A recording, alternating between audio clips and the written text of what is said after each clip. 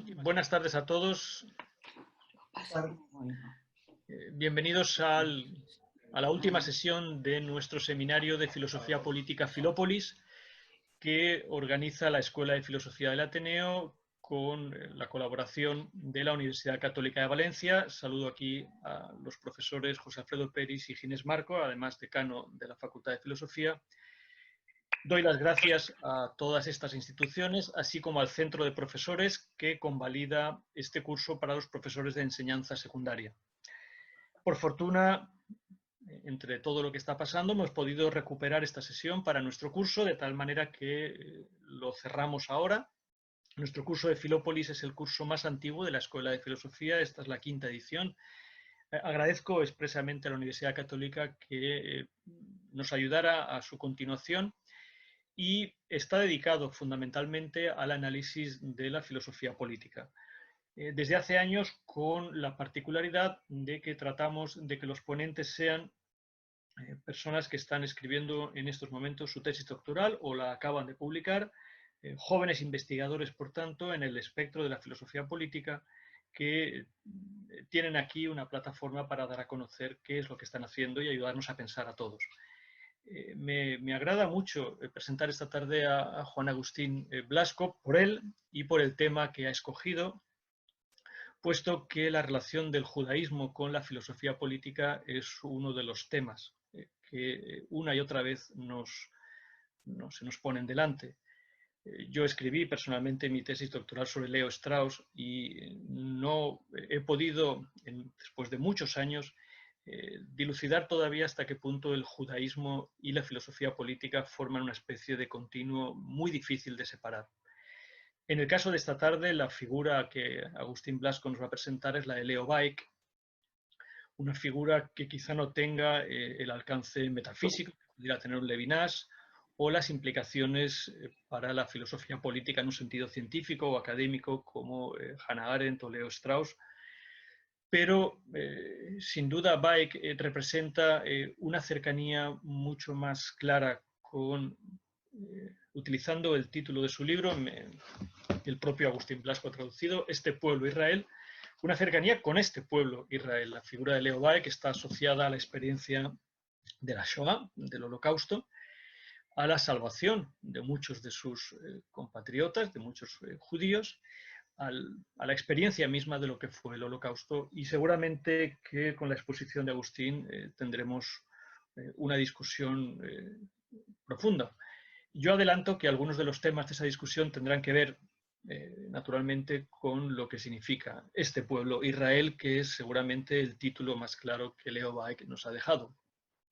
Hace unos meses está con nosotros Francisco Fontana, que es el presidente de la Asociación de Amistad Judeo-Cristiana. Están con nosotros otros amigos cercanos a este planteamiento.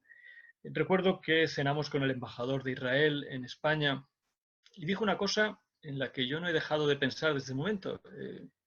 Dijo que el Estado de Israel es un Estado como cualquier otro Estado. Bueno, esto es discutible. Y esta es precisamente una de las cosas que seguramente vamos a discutir. Todo lo que hace Leo Baeck durante el momento aciago del nazismo y la creación en 1948 de un Estado que puede o no ser un Estado como los demás Estados. De todo esto es de lo que vamos a hablar. Este es un seminario de filosofía política, es un seminario académico. Naturalmente tenemos después ocasión para intervenir de la manera más educada posible, tratando de no olvidar en ningún momento que quizás hoy, a diferencia de otros seminarios, estamos ante uno de los arcana de la historia del mundo, no solamente occidental, sino del mundo y de la humanidad misma. Agustín, muchas gracias. Agustín ha traducido a Leo Baeck, ha escrito su libro sobre el rabino Leo Baeck, lo tengo aquí. Ahora aparecerá en la pantalla, para quienes no lo tengáis, el texto que ha preparado para esta sesión, una introducción a la obra de Leo Baeck. Muchas gracias por estar aquí y creo que va a ser una tarde en la que podamos aprender muchísimo. Así que te cedo la palabra y adelante.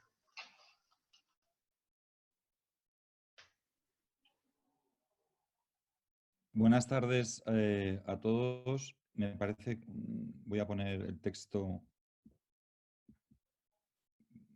a ver, para que se vea, me parece que lo podéis ver ya. Es la primera hoja del texto que he pasado. Bueno, agradecer en primer lugar al Ateneo su labor. Creo que es una época especial donde la reflexión e invitar a la reflexión siempre es importante, pero en estos momentos casi más todavía. Agradecer también a la que yo considero mi alma mater, aunque primero hice unos estudios de Derecho Civil en la Universidad de Valencia, pero bueno, considero la Universidad Católica como mi alma mater. Especialmente quiero dirigirme al decano de la Facultad de Filosofía, don Ginés Marco, que justo me atendió, me invitó y gracias a él terminé el graduado recientemente, y a mi director de tesis, José Alfredo Peris, que amablemente pues, está dirigiendo mis pasos hacia la reflexión de otro personaje que no es Leo Beck, pero que tiene muchas similitudes en mi opinión. No quiero dejar empezar sin que mandemos todos un pensamiento, pues bueno, a todas las personas que o han fallecido o están en un problema complicado, a todas las personas que están colaborando desde los sanitarios, de las fuerzas y también los gobiernos de todas las naciones. Estamos ante una situación que no deja de sorprender cómo nos afecta a todos los estados, a todas las clases sociales y donde nos debería hacer también invitar a una reflexión filosófica, política y, bueno, en cualquier caso, importante. La primera que se me ocurre es cómo en estos días, y esta idea ha salido por ahí, desde luego no es mía, muchas de las cosas que se consideran poco importantes, ahora va y resulta que están siendo fundamentales, ¿no? O sea, el arte, la música, hasta la gimnasia, la reflexión, la filosofía, y cómo muchas cosas que se consideraban fundamentales, pues, bueno, pues sinceramente dejan de serlo así. Yo también quiero dirigir, bueno, hay gente que nos está viendo desde Israel. Hoy en Jerusalén precisamente están los actos, bueno, en todo Israel. Hace 72 años de la proclamación de su independencia, hoy es Yom HaMatzut. Ayer fue el Día de los Caídos y, bueno, pues que sepamos que también hay gente desde Israel viéndonos, felicitarles y todo. Vamos a reflexionar, como hemos dicho, desde el respeto sobre la figura extraordinaria de Leo Baeck. Yo quiero también pedir disculpas dentro de que el atrevimiento de una persona bueno, sí es verdad, he estudiado, a raíz de unas clases de hebreo me salió la figura de Leo Beck, escribí una biografía, luego he tenido la suerte de traducir su obra magna principal, Este pueblo Israel, que ya lo empezó justo en los días negros, como él llama, del nazismo. Y luego también he hecho unas biografías bueno, de un pedagogo muy importante también, Janusz Korczak, que falleció en Treblinka acompañando a los niños de su orfanato en el gueto de Varsovia, así como la biografía, la primera también en castellano, de la primera mujer rabino, Regina Jonas, que además fue compañera y alumna de Leo Beck. También he traducido, pero eso está pendiente ahora cuando pase la pandemia, de ver si conseguimos que salgan, lo que serían una recopilación de artículos y reflexiones de Leo Beck sobre una comparativa entre el judaísmo y el cristianismo que tiene una importancia muy, muy considerable. Hay que recordar, me viene así, que justo el Papa Francisco, a finales de junio del año pasado, nos insistía a los cristianos la importancia de estudiar el Islam y desde luego el judaísmo, ¿no? Entonces, esas reflexiones de Beck, ahora veremos, pues son muy importantes para, en cualquier caso, realizar un encuentro entre ambas religiones. En el texto que vemos en la pantalla, yo he hecho un pequeño resumen de su biografía, que para las personas que no lo hayan podido ver, en realidad, bueno, pues nació en Lisa, en estos territorios que han pasado de Polonia a Alemania repetidamente, en 1873, siendo hijo y nieto de rabino. Luego estudió en el Seminario Teológico Judío de Breslau, que tiene una tendencia conservadora. Nosotros lo conocemos los cristianos porque allí estudió también Edith Stein, y en la Universidad Católica se trabaja también mucho su figura. Y luego ya se trasladó a Berlín, donde estudió con Wilhelm Dilthey, y quien dirigiría su tesis sobre Spinoza. No deja de ser curioso que una persona que dirigía sus pasos a ser rabino, pues acudiera a una persona no judía para escribir precisamente sobre Spinoza, que como sabéis fue anametizado por la misma comunidad judía de La Haya, ¿no? Eso ya indica una visión de outsider un poco dentro de su ortodoxia en el pensamiento y en las actitudes de Beck. Trabajó primero como alumno y luego ya como un eminente profesor en lo que es la Hochschule für die Wissenschaft des Judentums, lo que se llama el Instituto Superior de Estudios Judaicos, y en 1905 escribió una obra, La esencia del judaísmo. Luego hubo una versión posterior en 1922, yo tengo una que me llegó de Argentina, pero que con una claridad y una contundencia tremenda fue respuesta a lo que en su momento fue una obra de Adolf Harnack, más o menos que indicaba pues prácticamente que el Antiguo Testamento había perdido su vigencia y que en cualquier caso el judaísmo era una realidad ya agotada, ¿no? Entonces Beck, sin contestarle y sin nombrarle, hace una declaración de la superioridad del judaísmo con una tranquilidad que le supuso a él un liderazgo total en toda la comunidad judía, ¿no? Él continuó su labor de rabino en la época previa a la guerra y ya en la guerra primera, en la Primera Guerra Mundial, pues ya actuó como rabino de campo, ¿no? No sé si conocéis las famosas mentiras que decían los nazis, que los judíos se los habían ingeniado todos para quedarse en la Primera Guerra Mundial en sus casas o en oficinas o en tal. Pues bueno, ve que estuvo en los campos haciendo de rabino, ¿no? Como tantos otros judíos luchando por Alemania. Entre las guerras, pues bueno, ya vivió un poco como todos los demás la depresión y de cara a 1933, cuando ya los judíos veían un poco lo que estaba por venir, fue elegido lo que era el presidente, digamos, de la comunidad judía del Reich. Entendamos el Reich, que no es tampoco la Alemania actual, con toda esa complejidad que os podemos imaginar. Imaginemos ahora lo que es la Iglesia Católica en España, ¿no? Pues que tiene hospitales, tiene educación, tiene caridad, pues una comunidad semejante era la que también existía en el Reich alemán. Y Beck fue elegido, fijaros que podían haber elegido a un filósofo, a un empresario, a alguien potente, fue elegido precisamente por su autoridad moral. En 1943 ya fue, como tanta gente, fue llevado al campo de concentración de Terezín, donde estaría hasta la liberación en el 45 y luego posteriormente, bueno, pues ya fue a Londres y trabajó entre Estados Unidos y Londres hasta que falleció en 1956, justo 3 días después de terminar la magna obra que yo os he comentado que he traducido. Respecto a la bibliografía que os he apuntado, bueno, pues curiosamente en español no había nada de él, excepto, bueno, en Sudamérica lo que os he comentado de la esencia del judaísmo. Yo propuse la primera biografía, en italiano tampoco hay nada de él prácticamente, por si a alguien le apetece traducir al italiano, pero sí que es verdad que es una persona extraordinariamente conocida en Estados Unidos y desde luego en Alemania y en toda la comunidad judía. Para los judíos es como, pues, por ejemplo, para nosotros el teólogo Karl Rahner. Es alguien que ha abierto las puertas de una manera y, bueno, y sobre todo que ha pasado por medio del infierno sin ensuciarse, diría yo, ¿no? Aparte he propuesto otras que también las utilicé para biografía, otras biografías como las que pueden ser de su discípulo en su momento, Friedlander, muy conocida en Estados Unidos. Algunas en Francia está un clásico también que es un profesor Hayun. Y luego en Alemania ha escrito Walter Homolka, que es un profesor emérito, que es quien está intentando levantar la comunidad judía en Berlín y que precisamente ha hecho el prólogo a la traducción de este pueblo de Israel. Hay una frase que dice que Beck, muy conocida, que dice que Beck no necesita elogios, lo que necesita es ser leído. Bueno, en cualquier caso yo os invito a que se lea y a que lo vayáis trabajando.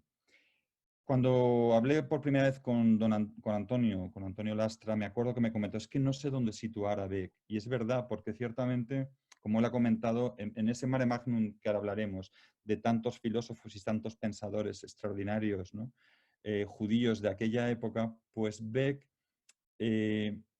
él lo que hizo fue principalmente lo que pone en su tumba. Si podéis ir en Londres, está en la zona de Golders Green, justo enfrente de donde está el primer crematorio, que es donde están las cenizas de Freud. Ahí hay un pequeño cementerio y ahí está él, y pone en su tumba Miketza Rabinin, de la estirpe de los rabinos o descendiente de rabinos. Es decir, él se consideraba principalmente un rabino. Un rabino con una función que él mismo usa en la palabra alemán Seelsorger, que no es ni más ni menos que cuidador de almas, ¿no? Bueno, es lo que cualquier líder espiritual o cualquier párroco o cualquier persona de la religión hace, que es cuidar espiritualmente a las personas. De ahí que quizás su perspectiva no sea tanto especificarse en una materia, sino simplemente acompañar la vida de las personas. Acompañar la vida de las personas que, como veremos, desde el cargo que él tuvo de presidente de toda la comunidad judía, tuvo una consistencia en el pensamiento, pero sobre todo en la política muy importante. De ahí que yo creo que lo más acertado sea lanzar un poco pinceladas sobre la figura de él. Entre otras, evidentemente, tenemos que considerar un pensamiento filosófico, ¿no? Yo creo que el judaísmo, bueno, él continuó un poco los pasos de Hermann Cohen, como sabéis, el gran neocantiano. Hay muchas anécdotas, algunas lo hemos comentado ya con Lastra sobre Cohen, ¿no? Pero yo creo que el pensamiento judío fue muy acertado en coger la estructura mental del pensamiento de Kant. Yo, dentro de mi... no sé cómo atreverme a hablar de Kant delante de profesores eméritos, ¿no? Pero mi intuición de lo que hizo Kant fue principalmente en la época de la Ilustración, pues obviar el tema de Dios, pero sin obviar lo que Dios querría que fueran las cosas, ¿no?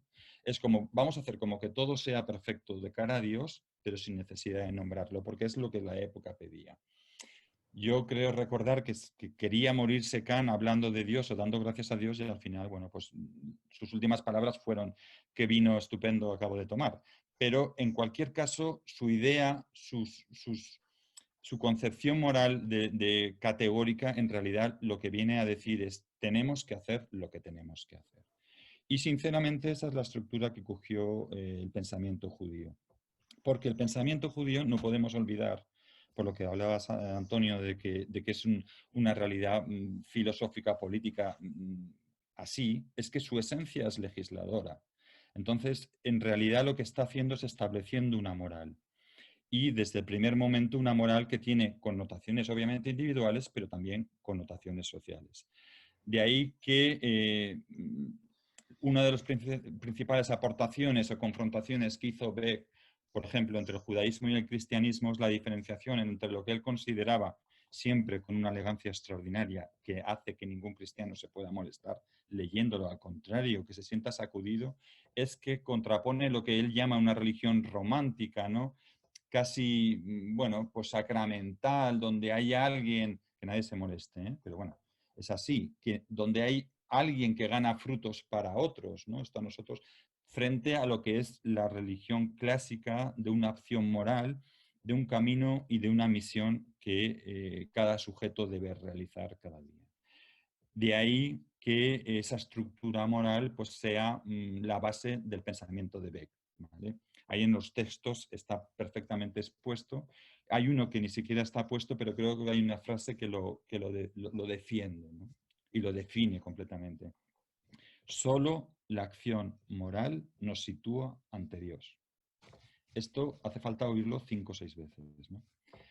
Y es muy importante porque nos clarifica. O sea, nosotros podemos tener una estructura religiosa de la que tenemos, la que sea, pero a mí me parece que esa afirmación pues me sigue sacudiendo y creo que sacude a cualquier persona. Solo la acción correcta nos sitúa ante Dios. Otra cosa es ver ya lo que es la acción correcta, ¿no? Ese monoteísmo ético es al que se aferra para defender su superioridad. Y en realidad está muy acertado porque a veces pues, el pensamiento cristiano no ha sido lo suficientemente contundente para defender una moral que, por otro lado, no es nada ajena al judaísmo. Baste pensar en Mateos 25, cuando Jesús de Nazaret, judío, judío y judío, habla de venid a mí o no venid a mí, los benditos de mi Padre, es simplemente por una acción ética. Y si queréis, más fácilmente podemos hasta remitirnos a la parábola del buen samaritano, donde lo determinante no es si uno es levita o sacerdote o samaritano, que era directamente, estaban excluidos de la salvación, sino la labor ética que una persona hace con el prójimo. El prójimo, ¿eh? El próximo, alguien como tú. Bueno, esto es una delicia cuando lo lees en Beck, es justo ahí. Tenemos que tener en cuenta aquella época donde está Casirer, que seguro que tú, Lastra, lo habrás estudiado extraordinariamente. Seguro que algún día propondrás una charla sobre la reflexión de Davos, donde se produjo la confrontación extraordinaria. Y ahí hay mucho que hablar porque Casirer ya estaba, primero esos días estaba enfermo y segundo, ya estaba siendo molestado por gente por ser judío en su ámbito, en su casa en concreto, y se le, bueno, prácticamente digamos que no quiso brillar como correspondía, pero en ese Davos se produjo pues el enfrentamiento entre las dos culturas, ¿no? Lo que sería la cultura judía y la cultura, pongamos, llamémosle aria, ¿no? Pero está aquella época Rosenbach, que también está relacionado con Beck. Beck firmó el deseo, permitió en una firma en, en las Smijá que Rosenbach muriera como rabino, a pesar de no tener los estudios convenientes, precisamente por lo que, palabras textuales, por su aportación al judaísmo, ¿no? Son una época donde todos estaban mezclados. Martin Buber, que también estuvo relacionado con Beck, evidentemente, cuando a los nazis ya dejaron de poder utilizar el sistema de educación judío. Aún así, Beck llamó a Buber precisamente para intentar organizar algo. Sabéis que Buber acudía todos los miércoles para terminar la traducción con el inmóvil, prácticamente Rosenbach. O sea, es que es una época extraordinariamente maravillosa. Y desde luego Hermann Cohen, que parece ser que también dijo justo antes de morir, no os preocupéis, os dejo a Beck. También es maravillosa la relación y la influencia que tiene Cohen sobre Rosenbach y Rosenbach sobre Cohen. Como sabéis, Cohen le pide a Rosenbach hacer la introducción a sus últimos escritos judíos. Bueno, es una época extraordinaria, pero yo creo que Beck tenía algo que los mismos judíos percibían, y es que no tenía la más mínima intención de esconderse para no molestar. Yo creo que ellos siempre han tenido la opción de ser, si hay algún amigo o hermano judío, que si no estoy acertado, pero bueno, son opiniones personales, desde luego desde el afecto, creo que ellos han reflexionado mucho sobre si convenía o no asimilarse, pero claro, lo que no llegaron a entender hasta que no llegó los nazis es que la opción no era tanto si asimilarse o no, sino si es que además los iban a permitir entrar en su comunidad, ¿no? O en su estado. Quiero apuntar también la anécdota de Rosenbach, que dice en un momento dado, Rosenbach evidentemente no vivió ya el nazismo, pero él comenta, si me dicen si tengo que elegir entre alemán o ser judío, es como si me metieran en una operación de corazón y tuviera que elegir entre el ventrículo derecho o el izquierdo. Él dice, mira, no sé cuál elegiría, pero tengo clarísimo que saldría muerto, ¿no? Bueno, pues estos pensadores que tanto han hecho, y algunos incluso después, porque Buber, pues fijaros, toda la imagen del tú, que yo creo que es lo que yo llamaría un cosecha personal, la revancha del judaísmo moderno, ¿no? Que en vez de ya, que te lo quiere poner todavía más fácil, en vez de hablar de cómo debes de tratar al prójimo como a ti mismo, simplemente ya, en vez de hablar de prójimo, habla del tú o del otro en la palabra de Levinas, ¿no? Pero bueno, ese monoteísmo ético ciertamente nos viene del judaísmo, y es así. Y me viene a mi mente un discurso que ya hizo Beck precisamente en las fechas de Yom Kippur en 1935. Él ya era presidente de, eso en la biografía está, es el único trozo que verdaderamente he traducido directamente del alemán, porque merece la pena. Él hace un discurso cuando ya se está culpando por parte de la sociedad nazi, de la propaganda nazi a los judíos, ¿no? Tiene un discurso magnífico donde en los días del perdón, que sabéis, el Yom Kippur, día sagrado, donde los judíos tienen que pedir perdón a Dios para poder ser inscritos en el libro de la vida, que piden perdón también a sus hermanos, a sus compañeros, a todos, él se levanta y pide perdón por todos los errores que hayan podido cometer la comunidad judía, frente al resto de hermanos alemanes ante Dios, y el título del discurso es "Todo Israel está erguido ante nuestro Dios y Él es el único Señor de la historia para nosotros y a Él pedimos perdón". Pero luego continúa diciendo: "¿Quién sino Israel ha sido el que ha enseñado la doctrina moral, el cuidar a los ancianos?". Esto hacemos un paréntesis que aquí podríamos hablar mucho en esta sociedad actual, donde están queriendo hacernos entender que los ancianos, bueno, pues son ancianos, vale. Y me viene a la frase, pues eso, nunca abandonará Israel a los ancianos, pero ya no es eso. ¿Quién ha enseñado a atender, sino los profetas de Israel, a las viudas, a los necesitados? Todo eso nos viene de Israel, ¿no? En cualquier caso, ahí está el pensamiento de Beck, que en realidad, y es curioso, como no cambió prácticamente nada, si lees La esencia, el libro de 1905, y lees Este pueblo Israel, en el 43 prácticamente es el mismo pensamiento, porque es ideas troncales tremendas sobre el judaísmo. Yo, si me vais a permitir, y centrándome en el libro de Este pueblo Israel, que es un libro denso, que es un libro que no se puede regalar en Navidad, pero que desde luego los estudiadores del judaísmo y desde luego en nuestras facultades de teología deberían de estudiarse, porque es la síntesis en un momento especial, precisamente cuando se quería acabar con el pueblo de Israel, donde uno de sus grandes pensadores de la modernidad habla sobre lo que es el judaísmo. En el libro primero se centra principalmente sobre lo que es el pensamiento judío, la originalidad. Y hay cosas que nosotros hemos recibido tanto, de una manera tan contundente culturalmente, que prácticamente no caemos. Pero, por ejemplo, hay pueblos que inician su historia en unas Olimpiadas, en unos Juegos, en la unificación de las ciudades, en la creación de Roma. Israel empieza su historia desde la creación.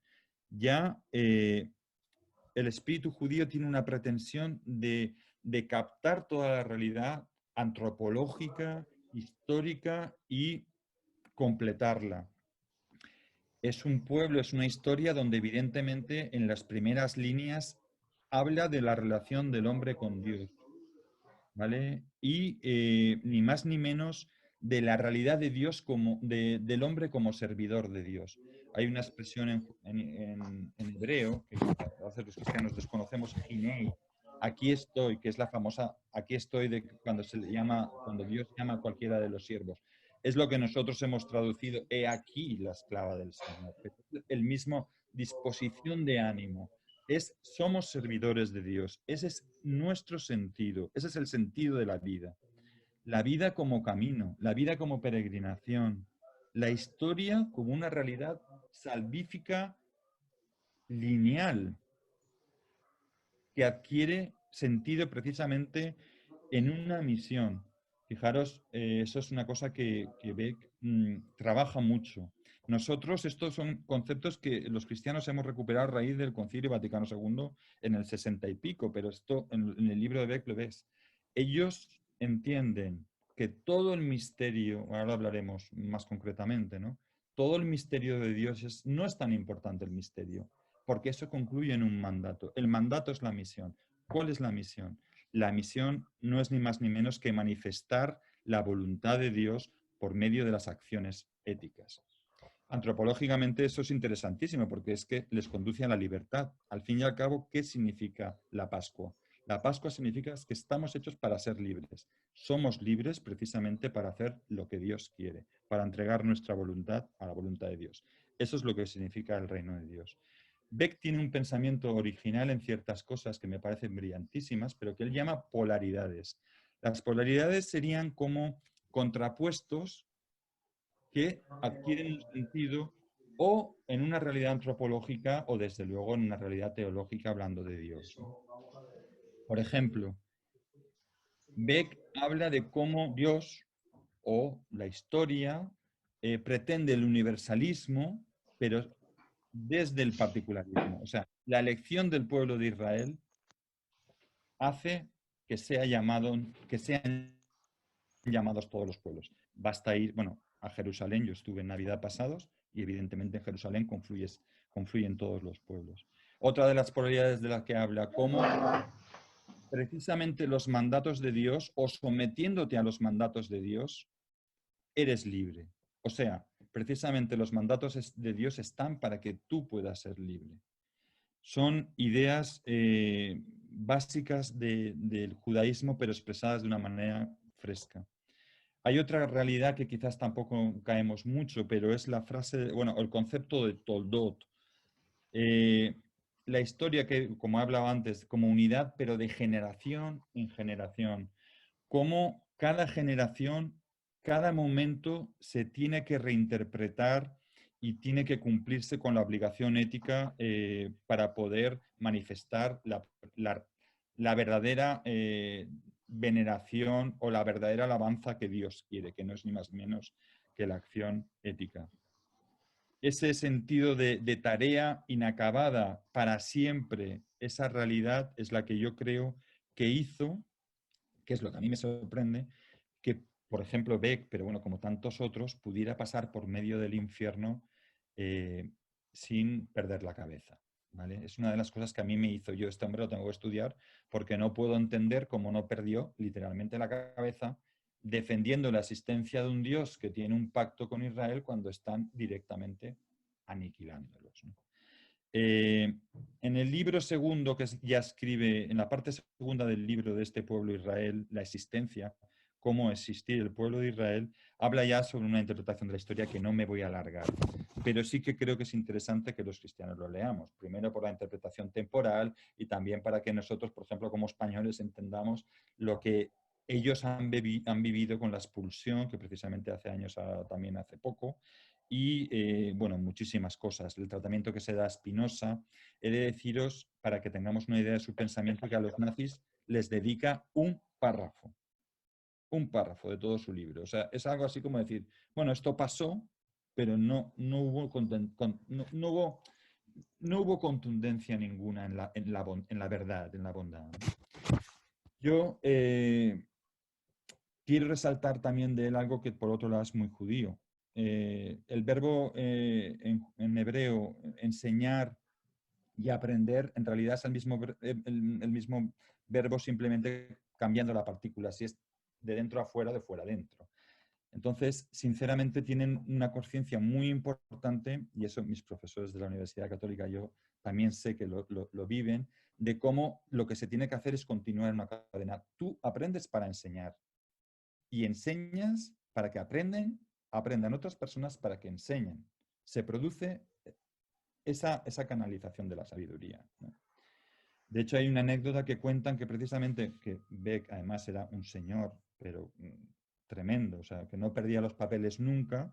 Hablan de que precisamente cuando los nazis ya cerraron la Hochschule, el centro de estudios más importante en el 42, que tardaron, pues bueno, ciertamente es el único momento que cuentan que se perdió los papeles. Se me ocurre también comentar, y seguro que nuestros amigos de Israel encontrarán algún interés, sobre el sionismo en aquella época, ¿vale? Bueno, no voy a alargarme mucho porque es un tema complicado. Os podéis imaginar que los primeros encuentros sionistas ni siquiera se hicieron en Alemania porque había un rechazo absoluto. Beck salió a defender a uno de los pocos rabinos que apostó por una posibilidad de sionismo. Bueno, para los que no conozcáis, el sionismo simplemente habría la posibilidad de fundar un Estado de Israel y de ir ocupando, comprando territorios en Palestina para poder ir ocupándolo y hacer lo que se ha terminado haciendo, ¿no? Beck, siempre en una inteligencia especial, porque esa es otra cosa que tenía, yo creo que interpretaba la realidad de una manera profética y casi visionaria, aceptó esa posibilidad. De hecho, hay una anécdota que Fontana recordará, que lo hemos comentado alguna vez en público.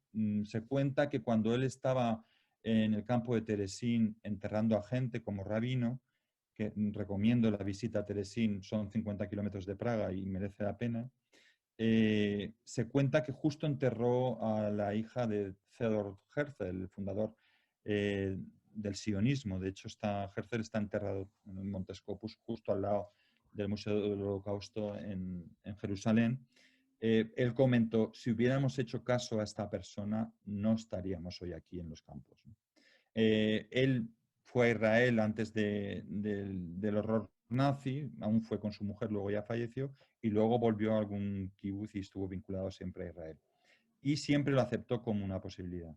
Pero, por ejemplo, he de aportar que él fue uno de los primeros en sus labores que vio a Estados Unidos como el futuro del judaísmo moderno, evidentemente, antes de la declaración del Estado de Israel. A donde mandaba toda la gente que podía era a Estados Unidos. De hecho, él fue el que hizo que muchos de los bienes, de los archivos y de las propiedades intelectuales recuperadas después del nazismo robadas a los judíos terminaran siendo fundadas como lo que se conoce por la Leo Baeck Foundation en Nueva York, que luego tiene subsedes en Jerusalén y en Londres. He de decir, Antonio, no sé si, pero eso también es otra cosa a estudiar, que Scholem lo que quería es que se llevara ese archivo a Jerusalén. Ahí, pero bueno, ve que era una persona con tanta contundencia y tanta autoridad que prácticamente nadie le quería discutir. Beck también fue el primero que vio que tenía que sacar a todo el mundo que pudiera de Alemania.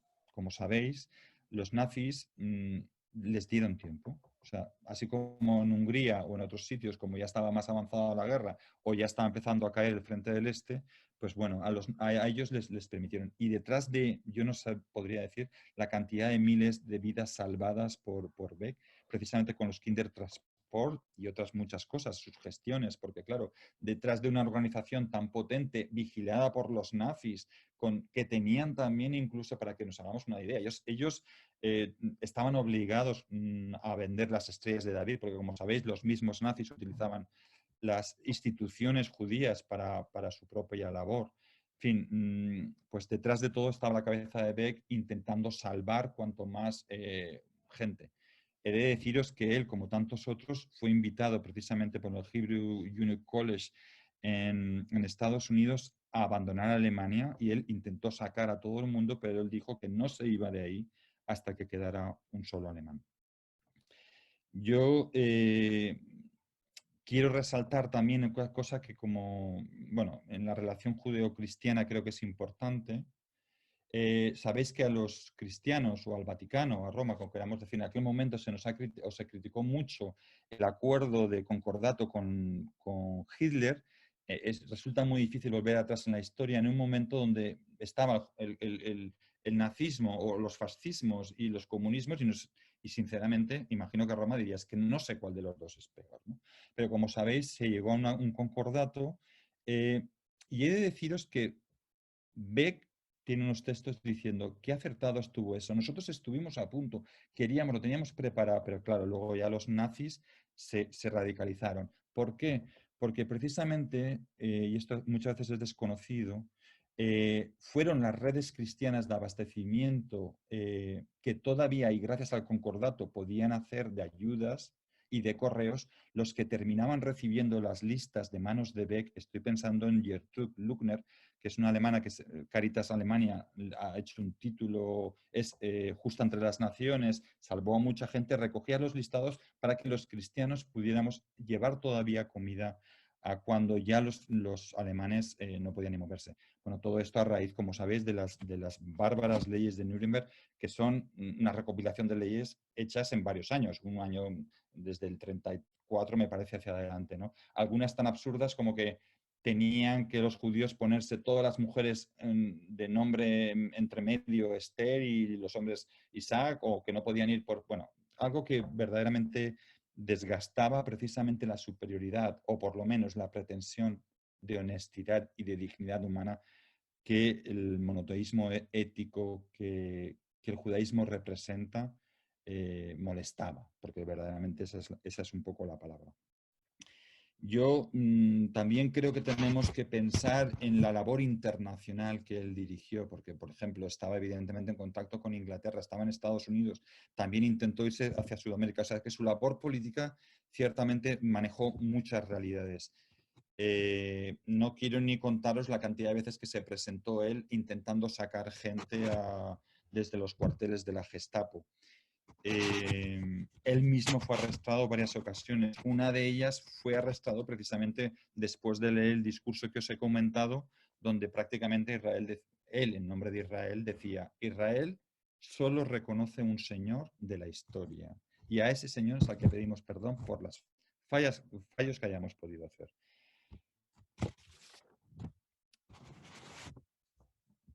A él también le debemos, después de la guerra, precisamente lo que es la base de las relaciones judío-cristianas. Él tuvo una idea muy simple, pero que casi, bueno, que demuestra su personalidad.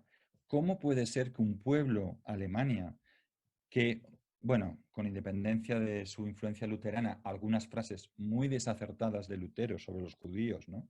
Pero ¿cómo puede ser que un pueblo que se diga cristiano, que adora a un Dios judío, haya pretendido extinguir a la raza de su Dios? Entonces él ve con una lucidez extraordinaria que tiene que producirse, esto tiene que cambiar. O sea, bien, llevamos siglos pegándonos o matándonos, o unos antes, otros lo que sea, pero esto tiene que cambiar. Y inteligentemente esos cauces. Ahí está Paco Fontana, acabamos de celebrar los 50 años de la Nostra Aetate. Nosotros justo hace un par de años, organizado por ellos, vino desde Roma precisamente a estudiar los últimos documentos del magisterio. Es impresionante lo que el diálogo en 50 años hace y produce, ¿no? Entonces, a él también le debemos, a base de los 10 puntos de Selisberg que se trabajaron, y que al fin y al cabo lo que viene a decir es: señores, los judíos no somos culpables de la muerte de Jesús. Cuando se publiquen, espero verlo pronto, las reflexiones que él hace sobre el cristianismo, tiene una frase que yo no quiero dejar de decir, pero es que es importante. Jesús, ojo, primero reconoce la realidad histórica de Jesús, que puede ser que haya muchos judíos que no, y a mí eso me gusta porque puedo decir: señores, bueno, pues Beck sí que lo reconoce como una realidad histórica. Lo que está claro es que lo reconoce como un carácter, o traducido más en castellano, una personalidad eminentemente judía, que no se puede entender fuera del judaísmo, que no puede darse lugar fuera del judaísmo. ¿Vale? Él ya trabajará luego todo el concepto mesiánico, que según él ha sido un poco derivado por influencias griegas. Evidentemente habla de Pablo, hace una defensa a ultranza de los fariseos, que nosotros, claro, tenemos una imagen que a veces en el Evangelio se habla genéricamente de los judíos o de los fariseos de forma negativa, y no nos damos cuenta, y nos recuerda a él que evidentemente había muchos amigos de Jesús, evidentemente judíos y fariseos. Pero es que además él, como judío, hace una defensa de los fariseos porque son los que cuando cayó el templo salvaron la fe de Israel. Están habiendo ahora, justo en Magdala, están habiendo unas investigaciones interesantísimas al respecto. Se ha nombrado, enseguida termino, en 5 o 10 minutos termino, porque lo importante es luego yo he lanzado todos este brainstorming para que veamos un poco la complejidad de la figura, ¿no? Pero aquí hay una parte interesante, y si nos siguen desde Israel, igual luego intervienen. Sabéis que Hannah Arendt, bien, bueno, tuvo un pensamiento tremendamente fresco y tremendamente crítico y muy importante, y nos hizo reflexionar sobre la banalidad del mar, que no es poco, ciertamente. Pero es verdad que ella lanzó una crítica muy grande a los líderes judíos y a las instituciones judías, porque ciertamente entendía, y eso es válido de reflexionar, aunque en mi opinión, a ver, ponerse a juzgar cosas de aquella época es un poco arriesgado ante personas tan eminentes como estamos hablando de Beck y tantos otros. Se les trató poco menos de colaboracionistas, porque verdaderamente su intervención favoreció los fines nazis, ¿no? Hay textos de Beck que reconoce que sí, colaboraron ellos, estructuraron toda la recogida en las estaciones de sus hermanos judíos, entre otras cosas porque pensaban que iban a ser mejor tratados por ellos que por el resto bueno, por la policía nazi o por quien fuera. Pero sí que hay un episodio que, bueno, para que veamos cómo a veces la ética y la moral a veces produce situaciones complejas que yo, bueno, pues pongo encima de la mesa, y políticas. No sé cómo pasó, pero está recogido en el doctorado que hace Adler sobre todo el estudio de Teresin. Teresin merece otra charla aparte, pero para que nos hagamos una idea, ahí es donde trabajó Viktor Frankl. Viktor Frankl recogió precisamente a Regina Jonas, la primera mujer rabino, para que desde sus experiencias con personas mayores choqueadas recogiera a las personas del tren. En Teresín se dio una situación especial, y es que apareció de repente, cosa que ellos pensaban que los campos del este de exterminio no tenían certidumbres, llegaban rumores, pero no tenían certidumbre, apareció de repente en el campo a mediados del 44 o a finales del 43 alguien diciendo que sí, se los están llevando directamente a gasear. Y entonces Beck sí que reflexiona y piensa y decide no decírselo a nadie.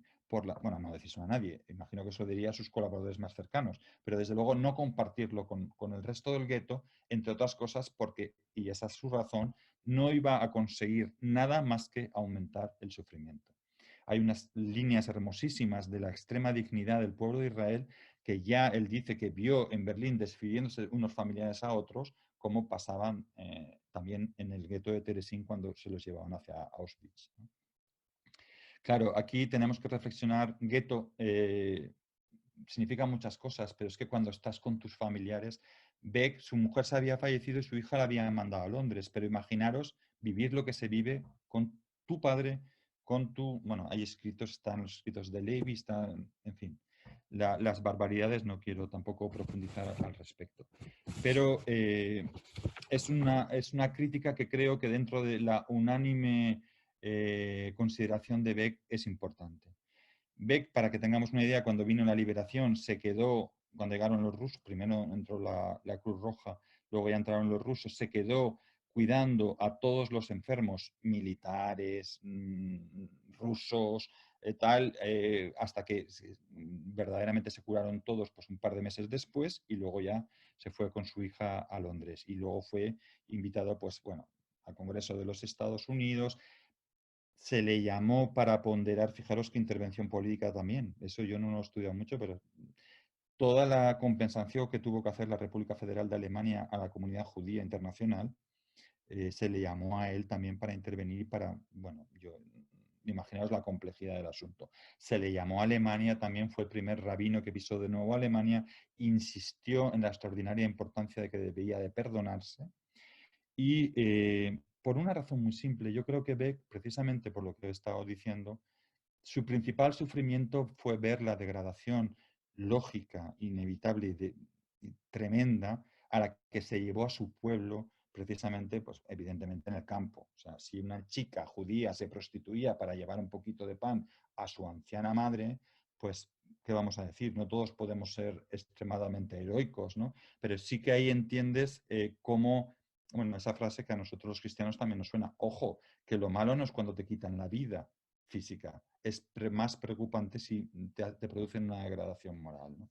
Bueno, pues son muchas anécdotas. Era una persona también extremadamente inteligente, pero yo hay una escena que no quiero dejar de contar. Por circunstancias de la vida, Beck es un apellido bastante, bueno, no es que sea muy común, pero da la casualidad que había otro rabino Beck en el campo de Terezín. Por ese campo pasaron muchos, porque era un campo, entre otras cosas, de desplazar a los campos de la muerte, ¿no? Pero hubo un momento que él no quiso estar en el Consejo de Ancianos, entre otras cosas porque los nazis obligaban al Consejo de Preeminentes, digamos. Él tuvo alguna consideración especial, una habitación especial, bueno, pero no quiso estar en el Consejo porque el Consejo tenía que hacer una lista ni más ni menos de los que se llevaban a Auschwitz, ¿vale? O sea, de los que iban a morir. Está estudiado que quien quitaba a alguien de la lista tenía que poner a otra persona.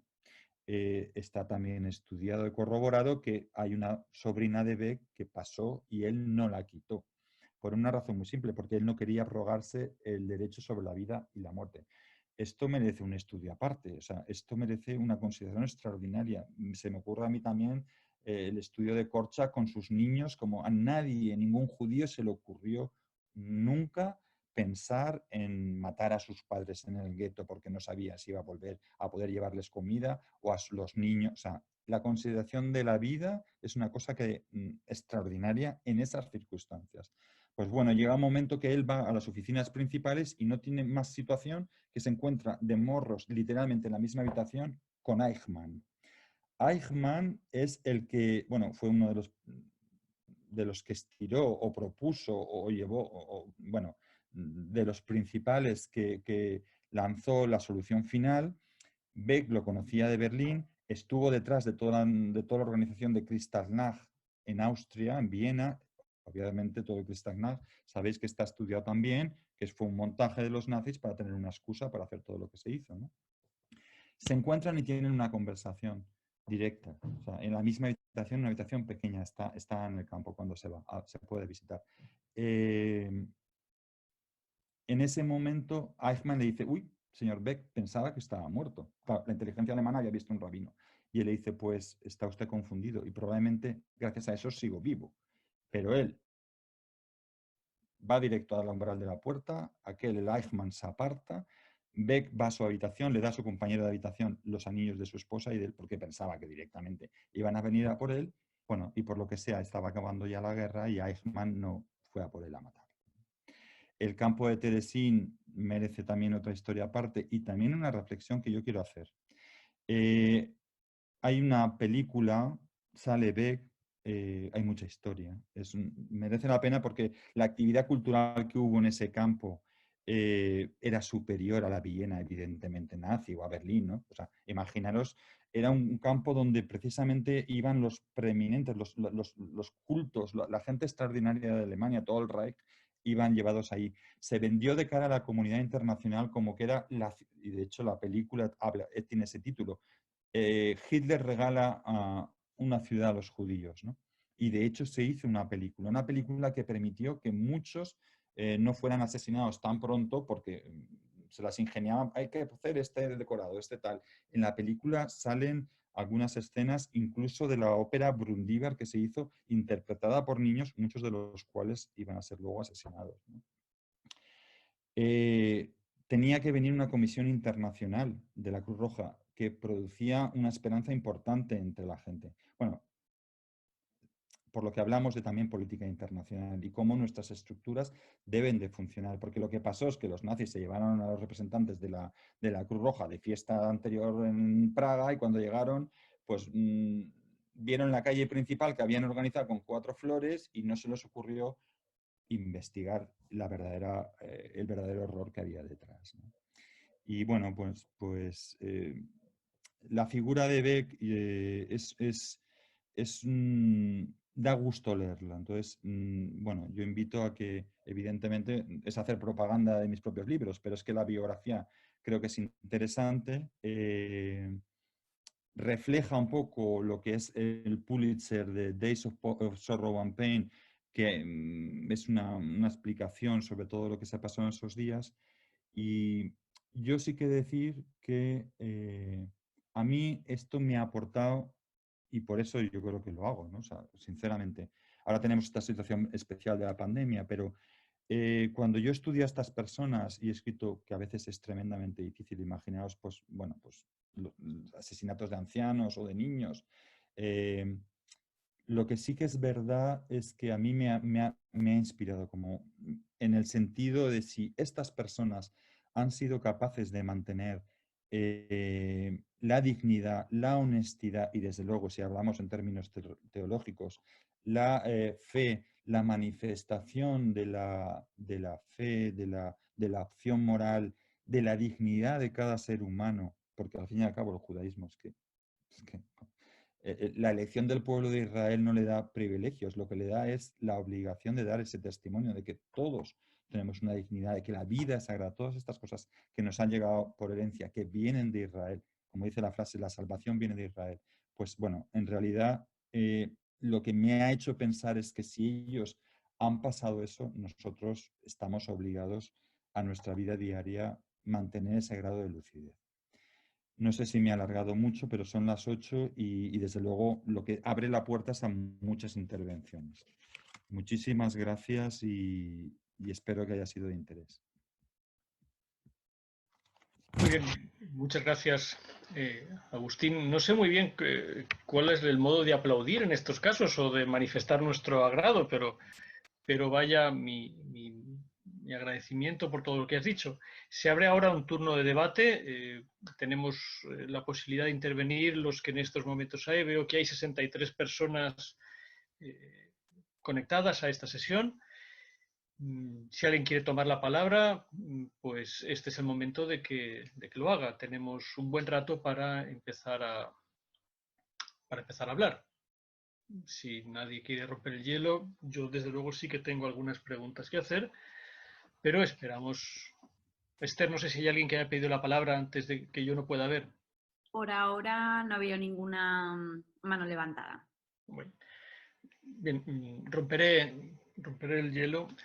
Agustín, yo tengo algunas dificultades para aceptar, no para aceptar la figura o no de Leo Baeck o Leo Beck, sino fundamentalmente dos consideraciones. Así como tú has hablado repetidamente de nosotros los cristianos, yo no puedo hablar en nombre de nosotros porque un filósofo no tiene esa comunidad y por tanto hablo en nombre propio. Y por tanto tengo dos dificultades fundamentalmente. Una, estos días estoy leyendo a Edward Gibbon, preparando unas cosas, y Gibbon tiene un pasaje fundamentalmente cuando habla del cristianismo, donde habla de los judíos como el único pueblo realmente que no se integró en la humanidad. Es una frase muy dura que tiene su propia bibliografía después porque se le ha rebatido estas consideraciones que Gibbon hace solamente como preparación para hablar del cristianismo. Pero la primera dificultad que tengo es esta. Sin duda, el judío tiene que obedecer el mandamiento de Dios. Pero ese mandamiento de Dios le ha sido revelado a él. Y como tú has dicho, es posible que efectivamente que sea un pueblo elegido no lo convierte en una especie de salvoconducto para circular por la historia, sino que lo convierte en una especie de testigo de esa revelación. Pero los demás pueblos de la tierra no han recibido esa revelación. Y por tanto, la relación del judaísmo con los otros pueblos de la tierra es cuanto menos difícil.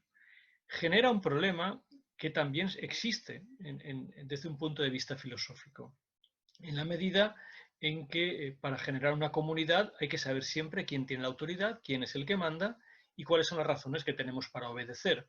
Pero la diferencia fundamental, y yo creo que es irrebatible, y sobre esto las discusiones de Strauss, de Rosenzweig, de Mendelssohn en la Ilustración, de Lessing, el filósofo no puede ampararse en un Dios. Puede ampararse en el ejercicio de sus facultades racionales, de aquello que lo constituye como ser humano sin poder decir que ha sido constituido por un Dios. El filósofo solamente puede decir que está razonando, que está haciendo uso de su humanidad. Y eso significa que el filósofo es potencialmente desobediente ante cualquier autoridad que no pueda razonar.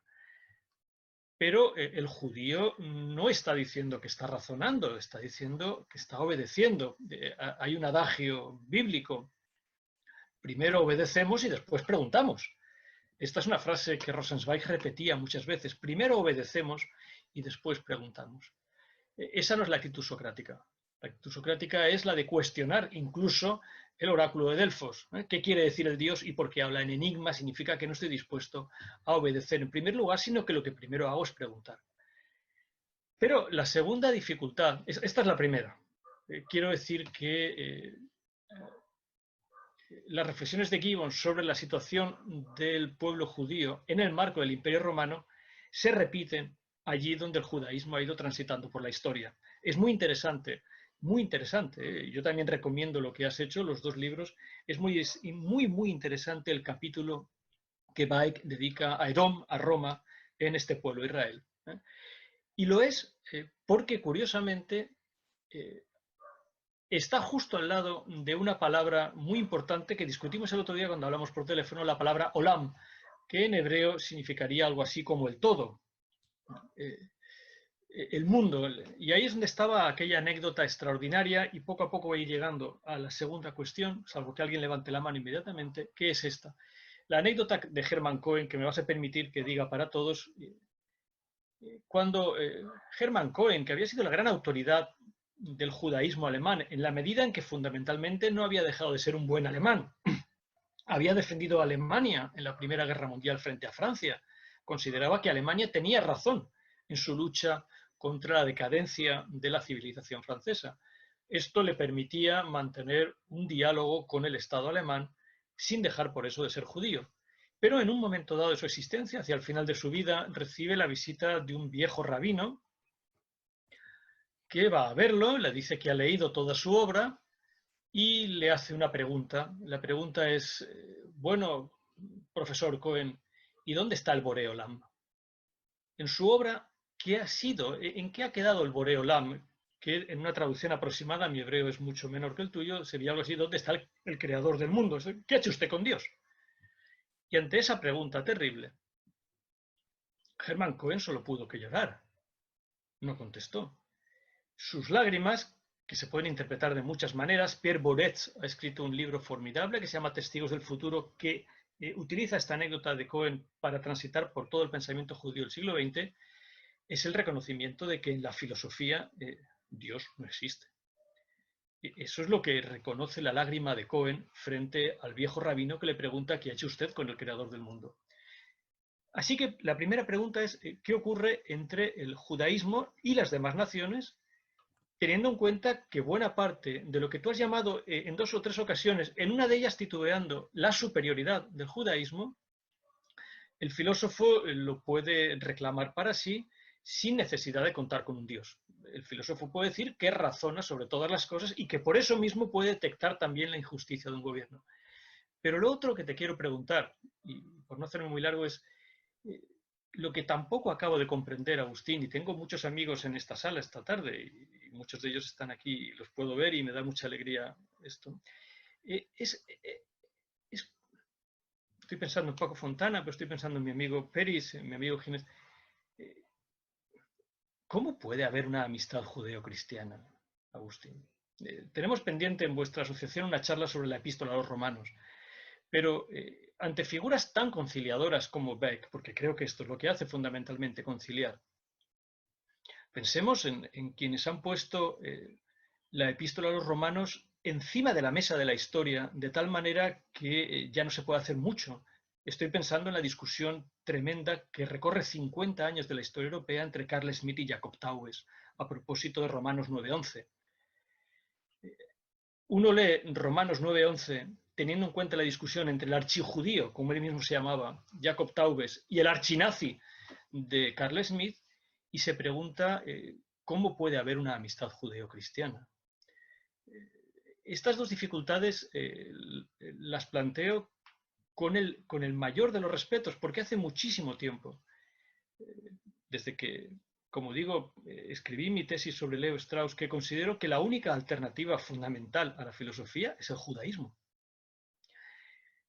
Pero si eso es así, naturalmente la posición del cristianismo es difícil de conciliar con una amistad, con una religión que en su esencia no reconoce a Cristo. Pensemos en ese pasaje, esto es un pasaje de la historia, pero en ese pasaje dudosísimo de Suetonio, donde se habla de un tal Chrestus y se confunde al judío con el cristiano desde la perspectiva del imperio, ¿no? Esto no es posible hoy. Así que estas dudas son, leyendo tu biografía de Beck, leyendo las páginas que dedica, perdonad antes cuando me he movido, pues se ha oído la silla, pero he ido por un libro de Rosenzweig en busca de un pasaje sobre Lessing, porque acababa de leer lo que Beck dice. Desde luego este libro es un libro que debe estar en la biblioteca de todos nosotros, este pueblo Israel, pero me resisto a tanta voluntad de conciliación como encuentro en Leo Baeck. Creo que la historia desgarra muchas de las cosas que Baeck ha querido coser. En fin, perdón por la extensión, pero era para empezar la discusión. Pues es muy interesante. Yo, evidentemente, he hablado de Dios o del Creador o Adonai o Elohim porque creo que el discurso de Beck va, pero hemos hablado que como filósofo era neocantiano, entonces yo no, bueno, efectivamente, con muchos matices, pero estaremos de acuerdo que el lenguaje neocantiano le sirve filosóficamente, porque yo creo que en realidad hay cosas simples, ¿no? Vamos a obviar ya a Dios, vamos a centrarnos simplemente en la realidad antropológica. Está claro que si centramos lo importante en nuestra propia acción, estamos definiendo una libertad, porque estamos poniéndonos a nosotros como protagonistas. Voy a intentar explicarme. Pero desde luego, si utilizamos la máxima de trata a los demás en versión positiva, como te gustaría que te trataran, esa es la gran revelación. Y no es que sea la gran revelación, es que podemos estar 20 años más de teología, pero estamos en las papillas de esta historia, porque de lo que se trata es que tratemos a los demás como nos gustaría que nos trataran, o no tratáramos a los demás como nos gustaría que nos trataran. En eso consiste la revelación. Ya está. O sea, si no queremos, desde el punto de vista filosófico, si no queremos hablar de Dios, a poner a Dios sobre todas las cosas, vale, obviamos el tema. Eso es lo que yo creo que es lo importante. Lo importante es, ¿estamos tratando a los demás como nos gustaría que nos trataran? A mí me parece que eso tiene una contundencia filosófica y política. ¿Por qué? Porque esto es como el cuento del jesuita Antonio de Melo. Somos todos ciegos y estamos tocando el elefante. Pongamos que somos tres. Uno le toca la trompa, las patas o la cola. Uno dirá que es así, asá o allá. Pero lo que está claro es que cuando tú estás haciendo justicia, cuando utilizas la misma regla para ti que para los demás. Esto es algo de justicia, filosofía jurídica, con eso, vale. A mí me basta. Podemos hablar perfectamente hasta ahí. Ahora, la relación con otros pueblos. El problema de esto me recuerda a mí una camiseta que vas a ir, cuando vas a Israel la ves, yo no me la he comprado por si me partía en la cara por aquí, pero es muy divertida. Hemos podido con Asiria, hemos podido con Babilonia, hemos podido con Roma, hemos podido con Grecia. Y la verdad de la historia es que el pueblo de Israel, Abraham, es padre de cientos de estrellas y Israel sigue siendo un líder moral. Basta ver las startups que hay ahora. Ahora, ¿cómo te explicas eso? Bueno, podemos reflexionar algo que no sé si es muy filosófico, pero podría serlo. El problema es cómo tú haces ver lo que te crees, cómo tus creencias ciertamente manifiestan una realidad. Ahí no vamos a entrar por la cara que me pones. No, porque tengo, perdona que te interrumpa, tengo muchas dificultades, porque fundamentalmente, desde luego, no es que alguien te fuera a pegar por llevar esa camiseta, ¿no? Pero es una camiseta que no debemos llevarnos para no darnos bofetadas a nosotros mismos. Quiero decir, eh, puede que Asiria y Babilonia hayan quedado en las arenas de la historia, pero Grecia y Roma no. No. Porque fundamentalmente, por no hablar de Grecia y la filosofía, porque Roma es el pensamiento del Estado. Entonces, la cuestión es, ¿qué clase de Estado puede ser Israel?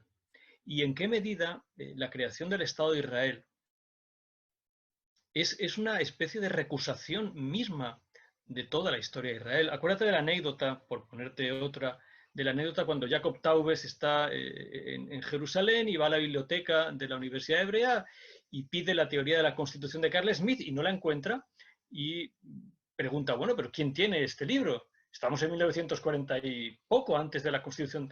¿Quién tiene este libro? ¿Quién tiene el libro de Carl Smith? Y el bibliotecario le contesta, bueno, el libro lo tiene la comisión que está redactando la Constitución del Estado de Israel. Bueno, si el Estado de Israel se constituye con la teoría de la Constitución del jurista del Tercer Reich, la pregunta es, ¿qué clase de Estado es Israel? Ahí es donde las dificultades, debo decirte que no la conozco. Me gustaría mucho leer la tesis de Leo Bach sobre Spinoza, porque naturalmente aquí la cuestión es qué ocurre con Spinoza. La página que le dedica, por eso he ido a buscar a Rosenzweig enseguida, pero la página que le dedica Bach a Spinoza es difícil de entender, en el sentido de que Spinoza sigue siendo de nuestro pueblo. Bueno, el tratado teológico político no permitiría una conciliación tan grande. Tengo dificultades, Agustín. Entiendo la voluntad de concilio y entiendo la figura ecuménica de Leo Baeck, especialmente el prestigio que tiene después de la Segunda Guerra Mundial en un mundo fragmentado. Pero mi pregunta no es la de si Leo Baeck fue un colaboracionista de los nazis, porque eso me parece una blasfemia, sino si la pregunta es hasta qué punto, con una teoría como la de Leo Baeck, no se puede hacer frente al nazismo. Esta es la consideración real, ¿no? ¿Qué clase de Estado finalmente puede ser Israel? Bueno, yo apuntaría una importancia.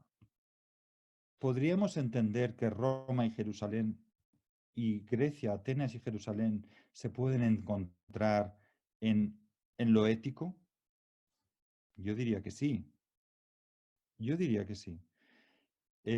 Pongamos que el discurso es ese. Es que yo creo que es un discurso universal. Ahora, lo que sí que dice Beck, bueno, si me permites, lo que sí que dice Beck es una realidad muy clara, que todo aquel, Beck era un defensor de cualquier persona que tuviera sus, con contundencia y rehonestidad, su coherencia en algunos criterios y en algunas, bueno, doctrinas, ¿no? Entonces, lo que piensa es que lo importante es tratar a la gente con delicadeza. Es que esto es un discurso universal. Ahora, si hablamos ya del Estado de Israel, he de decirte, yo creo que a Beck lo que le inspiraba, sinceramente, creo que es una cuestión de inteligencia. Hay personas que ven más allá. Beck fue el primero que dijo, y no os olvidéis de los árabes, porque si seguís las ideas sionistas, aquí al final no hay árabes. No, señores, tenemos que seguir actuando honestamente, no haciendo a los demás lo que no nos gustaría que nos hicieran. Es que yo creo que no hay más que eso, ni más ni menos. También creo que no hemos empezado a hacer eso. Pero ¿no podríamos entendernos en ese campo? Por ejemplo, has hablado de cómo trata Beck en historia a Roma. Curiosamente, si te das cuenta, trata bien a Roma, evidentemente a Grecia, al Imperio Árabe también lo trata bien. O sea, eh, bueno, es que podemos encontrarnos en esa, o mejor, la pregunta es, ¿hay algo más en lo que podamos encontrar el ser humano que no sea en tratarnos a los demás como nos gustaría que nos trataran? Pero entonces la pregunta del rabino a Hermann Cohen la estás obviando. Porque podemos encontrarnos en una especie de amplio terreno ecuménico, ético, sin duda. Pero la pregunta del rabino es la pregunta judía. Porque el rabino no puede aspirar a tener una ética si esa ética no está dictada, revelada por un Dios. Entonces, si finalmente el rabino se da cuenta de que la filosofía de Cohen, que es el neocantismo llevado hasta sus máximas cotas, excluye a Dios, y por eso Hermann Cohen llora, es obvio que el judaísmo se diluiría en lo que es su alternativa natural.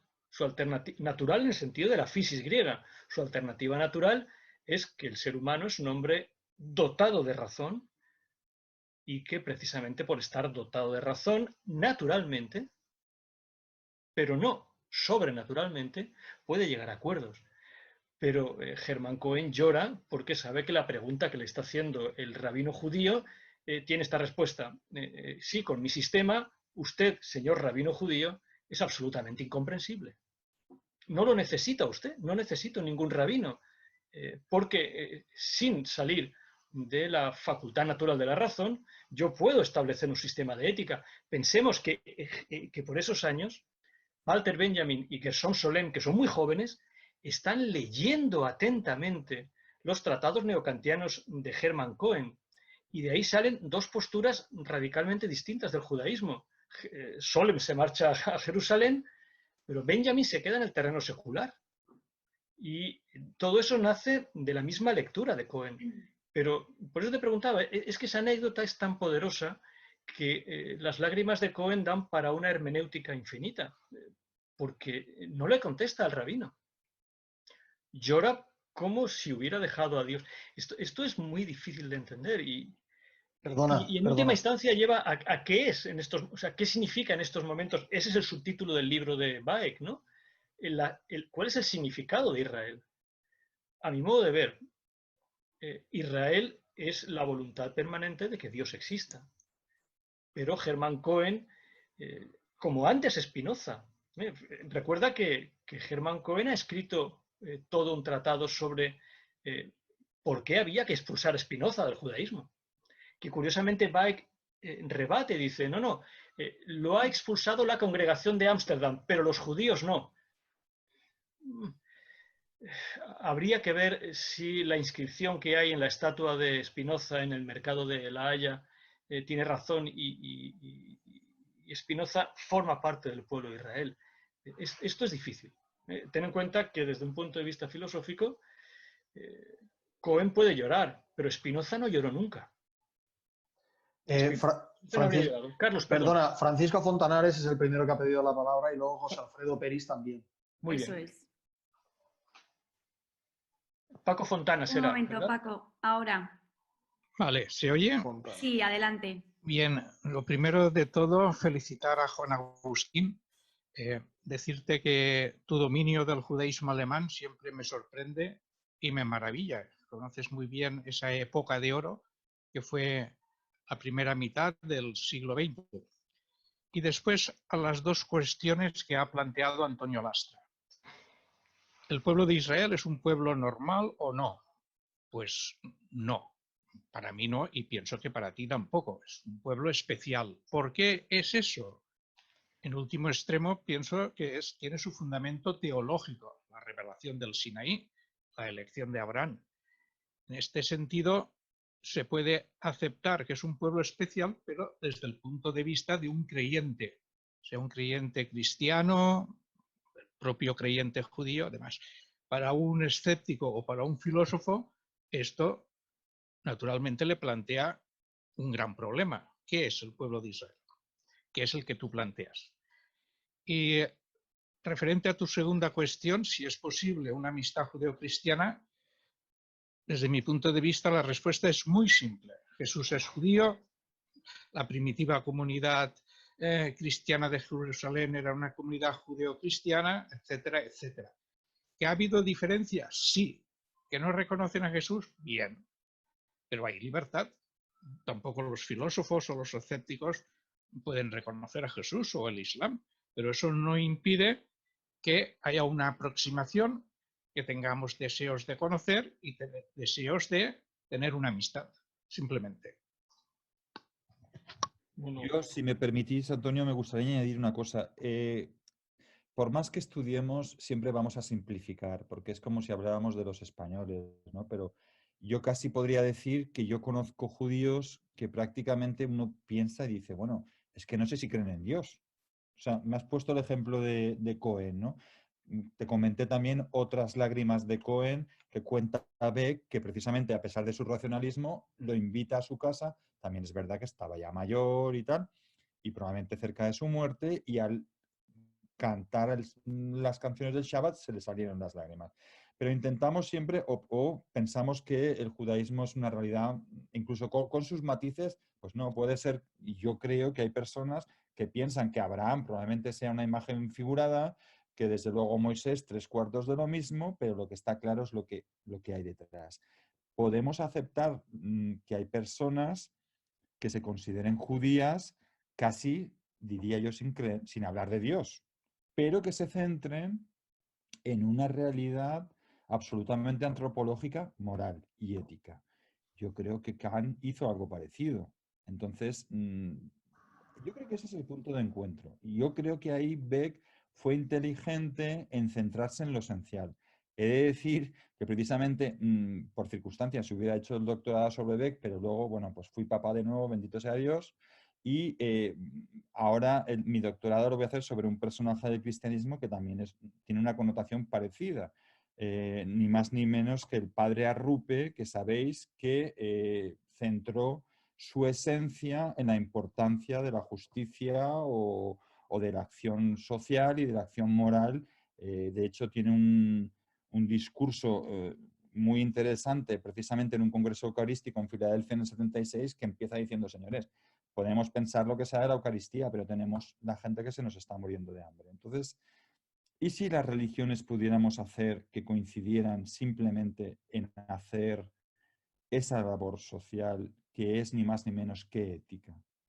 Está clarísimo, y Beck lo dice, que cualquier persona de cualquier entidad que pretenda realizar una acción ética va a tener problemas. ¿Por qué? Pues que deja un poco, esto es del día a día, ¿no? O sea, esto no estamos hablando estamos hablando de la praxis, de las creencias. Es que tú cuando actúas en libertad probablemente estás desenmascarando y cabreando a aquellos que no quieren hacerlo.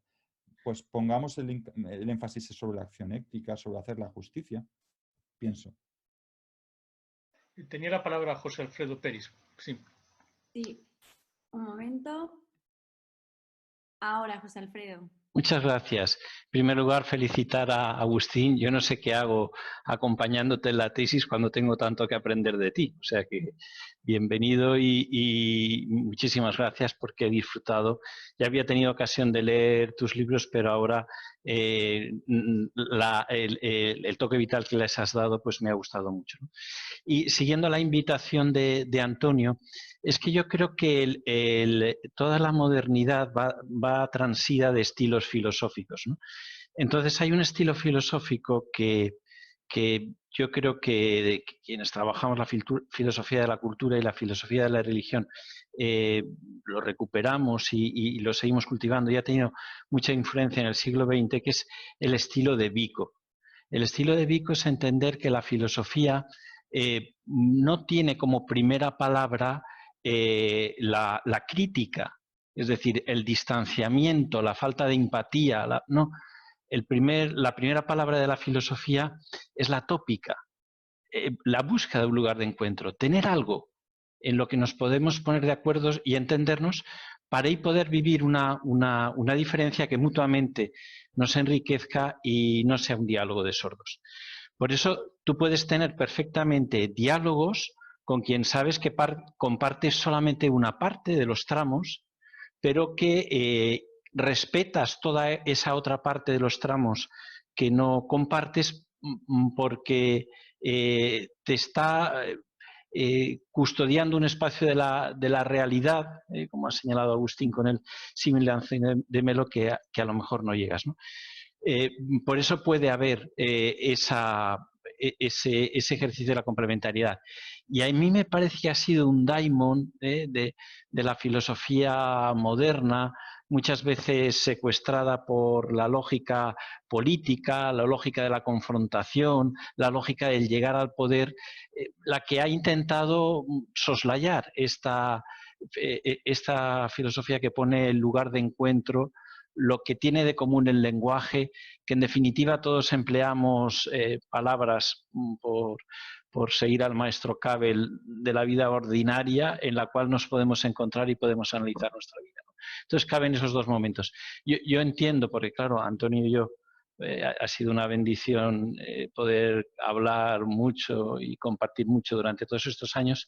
Eso no significa aguar la confrontación filosófica ni llegar a una especie de irenismo intelectual en que todos decimos lo mismo. No todos lo decimos lo mismo, cada uno decimos lo que decimos. Lo que es importante es entendernos en la diferencia y sabernos escuchar por eso cabe, ¿no? Que puede haber amistad judeo-cristiana, claro que puede haber. ¿Cabe un diálogo entre filosofía y religión? Pues sí, porque mucha filosofía ha tenido una cuna religiosa. Es difícil no descontextualizar a Platón y a Sócrates del mundo de creencias que ellos tenían, sin las cuales no hubiese surgido su propio quehacer filosófico, pero ha tenido su propia metodología y su propia actividad el quehacer filosófico, por supuesto. Tiene capacidad de preguntar todo, ayuda a la religión que se le permita el revisar los conceptos que ha venido manejando. Sí, un poco va por ahí. Y ya solo termino. Y lo que sostiene Agustín es clave, es decir, y sobre todo ya llega... Hay como una especie de tópica necesaria que estaría en la regla del reconocimiento básico, ¿no? Lo que no quieras para ti, no lo quieras para los demás. Es decir, ahí eso es lo que nos permite hablar con lealtad entre las personas, pues sin duda, y entre las culturas. Bueno, podría decir más cosas, pero me quedo ahí. Y muchas gracias. Mínimamente, pero recordad que este es un seminario de filosofía política. Y todo eso está muy bien y sirve para un foro, sirve para un congreso académico, sirve para una amistad entre seres humanos. pero finalmente surge el Estado. Y esta es la cuestión. El Estado no se puede fraguar, no se fragua como una conversación entre personas. En esa última instancia, la anécdota de Taues es significativa. ¿Cuál es la constitución del pueblo de Israel? ¿Y en qué medida el pueblo de Israel puede negarse a reconocer que enfrente tiene otra realidad que se llama República Islámica de Irán, que reclama una autoridad distinta para ordenar precisamente estas conversaciones que pudiéramos tener? Lo que podríamos decir es verdad que está más cerca el judaísmo y el cristianismo que el islam del racionalismo republicano que atraviesa la historia desde las ciudades griegas hasta nuestros días. Estos son los arcanos de la antropología que yo quiero ver, porque precisamente uno puede decir, sí, sin duda, ahí tienes a Israel, que es una democracia que funciona, pero ¿Israel es una democracia que funciona porque es un Estado judío o porque cuando funciona como democracia no es un Estado judío, sino, como decía el embajador, un Estado más, que no hace necesariamente ninguna acepción del judaísmo para ser un Estado? En ese criterio, entonces, el Estado de Israel es un Estado como otro cualquiera, incluso la pregunta supone la dificultad de la respuesta. El hecho de que al final aparezca el Estado. Cuando tú has dicho la anécdota de Rosenzweig de que si le preguntaran si era más judío que alemán, es porque en última instancia Rosenzweig reconocía que con el judaísmo no se crea un Estado. Recuerda que Rosenzweig abandona el estudio de la filosofía alemana después de haber construido una tesis monumental dirigida por Meinecke, el gran maestro del historicismo alemán, que se llamaba Hegel y el Estado. Y en un momento decisivo, en la Primera Guerra Mundial, le envía la tesis a Meinecke y le dice, ahí le envío la tesis, pero no quiero saber nada más de la filosofía alemana. No quiero saber nada más de lo que ha ocurrido entre Jonia y Jena. Ahí se queda, porque ahora me voy a otro lugar, y ese otro lugar es la Estrella de la Redención. No estoy tan seguro de que Rosenzweig pudiera decir, sí, hay conversación. No estoy tan seguro, porque él ha estudiado fundamentalmente la aparición del Estado moderno y tiene que abandonarlo para ingresar en el judaísmo. Estas son las dudas, Agustín, que me surgen cada vez que me encuentro con un pensador judío de envergadura. Leo Baeck lo es. Y leyendo el libro de Baeck y el tuyo para esta tarde, he vuelto a pasar la tarde aturdido por todas estas cuestiones. Porque en última instancia la solución que veo es la necesidad de que surjan personas de un carácter ético formidable, que es lo que nos hace admirar a Leo Baeck, o lo que nos hace admirar a Rosenzweig, o lo que nos hace admirar a Gershom Solem, o Benjamin, pero los admiramos porque son judíos, o los admiramos porque tienen una personalidad tan extraordinaria que efectivamente no podemos hacer otra cosa que decir, bueno, gracias porque haya existido gente como ellos, ¿no? Pero desde un punto de vista judío, lo que me temo es que las tesituras no sean tan fáciles. Las lágrimas de Cohen, la despedida de Rosenzweig de la filosofía alemana, la propia impotencia de Baeck ante Eichmann, el gesto que tú has contado, decir, me quito los anillos porque está claro que ahora me van a enviar a Auschwitz. Esta es la cuestión. Y si por el contrario hemos de hacer un Estado moderno, de si ese Estado moderno lleva implícita ¿qué es lo que descubrió Rosenzweig? Todo Estado es totalitario. Estas son las dificultades que veo y por eso admiro profundamente la obra de los pensadores judíos. Pero me temo, como decía Leo Strauss, que estoy más cerca de Atenas que de Jerusalén. Esto son reflexiones que en cualquier caso se deben de hacer y se deben de compartir. Es que son muchos matices. En el Estado de Israel, como todo el mundo sabe, hay muchos judíos que pueden ser que sean absolutamente ateos, ¿vale? Entonces, aquí hay muchas complejidades. Quiero sacar a la luz una anécdota que cuentan de Ben Gurión, de cuando fue a Estados Unidos y le preguntaron, ¿usted cómo puede decir que son judíos esta gente, estas comunidades que están en Etiopía y están aquí y allá, no sé cuántos? ¿Qué es ser judío? Y él les contestó, pues, muy fácil. Ustedes que están hablando en Estados Unidos con un sistema educacional extraordinario y maravilloso y todo tal, y Pregunte a alguien de Minnesota y a otro de California y a otro de Iowa, por favor, quién era el capitán del Mayflower, qué tomó, cuál fue el sentido del viaje, y seguro que no le saben contestar. Pero si usted pregunta a cualquier niño judío quién fue el que dirigió la escapada de Egipto, qué es lo que comieron, cuál era el sentido, allá donde lo pregunte, usted lo va a encontrar. De todas formas, lo del Estado es que esto también es muy antiguo, porque Israel no quería ningún rey. Nunca ha querido un rey. O sea, prácticamente... Hasta Samuel, ¿no? Entonces, yo es que creo que el judaísmo produce tantos matices que probablemente es lo que también si miráramos a España. O sea, es que claro, estamos...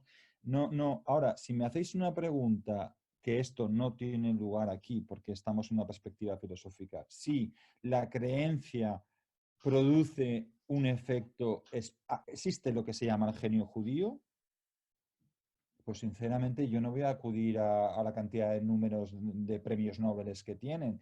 Yo sí que considero que el judaísmo produce una realidad, un contacto con la realidad y una responsabilidad distinta, en mi opinión. En mi opinión. Y lo veo, sí, y vas a Israel y vuelves 5 años después y lo ves. Pero tampoco quiero deslizarme en eso, no.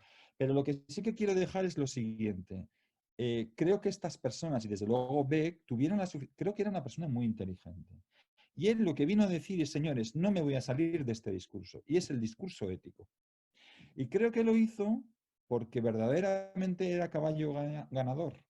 Uno puede decir, está el Señor en la Eucaristía, se le pone incienso, no se le pone. Pero lo que está queriendo decir aquí, y por otro lado, no creo que diga nada distinto de lo que dijo Jesús, donde lo que importa es cómo cuidas a tu vecino. Esto podemos divagar si es revelado, si viene de Dios, pero lo que no podemos discutir es que es muy inteligente desde el punto de vista social y político. Yo creo que la legislación de Israel, no puedo hablar comparativamente, pero probablemente yo estoy deseando que mis vecinos cumplan el Shabbat, porque es que son de los que trabajan hasta el domingo a las 8 de la mañana. O sea, el hacer descansar los animales, el descansar los esclavos, eso es un liderazgo moral. Yo no sé si es revelado o no, pero es obvio. Entonces, yo sí que me quedaría con lo siguiente, y ahora hablo como cristiano. Pues sí, acepto la partida, compitamos en lo moral, a ver quién es más justo, a ver quién cuida más la vida, a ver quién cuida más a sus ancianos, a ver quién hace mejor el bien a los extranjeros. Todo eso. Había más. Sí, Antonio, tiene levantada la mano Ricardo Bonet. Ricardo, por favor. Hola, ¿qué tal? Muchas gracias por la charla y por la oportunidad de comentar algunas cosas. Me atrevo un poco porque tengo un par de dudas muy importantes. Por cosas que has dicho,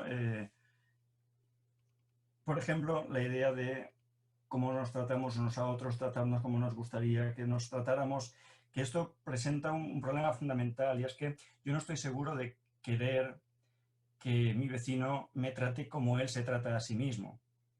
Esto para empezar. La idea de que una perspectiva ética común fuerte es que nos tratemos como nos gustaría que nos trataran, dependerá de cómo me gusta a mí que me traten, o de cómo yo considere que es digno, que yo soy digno de ser tratado, porque quizá mi vecino se considere con más dignidad o con más...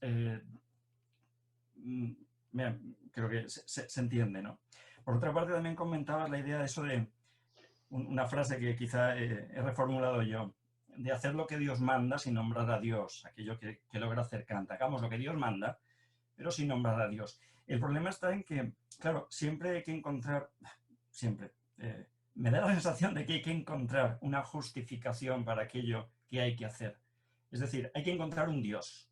Y pongo el Dios entre muchas comillas. Hay que encontrar un referente moral que nos permita saber que en un momento dado estamos haciendo lo que Dios manda, aunque no esté Dios presente, aunque no nos haga falta Dios.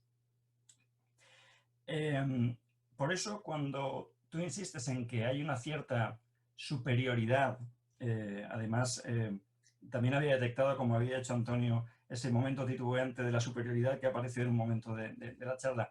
Cuando se considera que hay una superioridad moral del judaísmo, porque además comentas que los judíos están desde el principio del cosmos, bueno, claro, en su relato evidentemente, ¿no?